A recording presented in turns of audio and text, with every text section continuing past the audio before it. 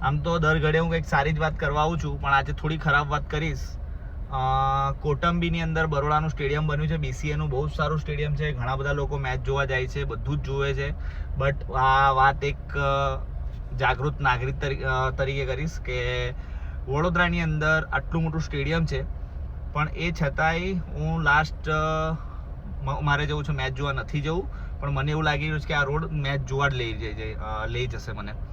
બરોડાથી લઈને મતલબ હું અત્યારે હાલોલથી બરોડા જઈ રહ્યો છું, બટ છેલ્લા અડધા કલાકથી ટ્રાફિક એકદમ છે, ગાડી હલતી નથી. તો મહેરબાની કરો, કંઈક રસ્તો થાય એવું કંઈક કરી આલો યાર.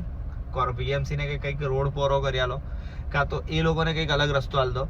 બટ આવું ખોટા હેરાન ના થવા દો યાર, પ્લીઝ. Thank you.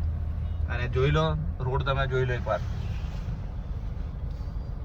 આ છેલ્લા અડધા કલાકથી હું ફસાયો છું, અને હવે એવું પરિસ્થિતિ છે કે પાછળ પણ રિવર્સ નથી વાગી શકતી.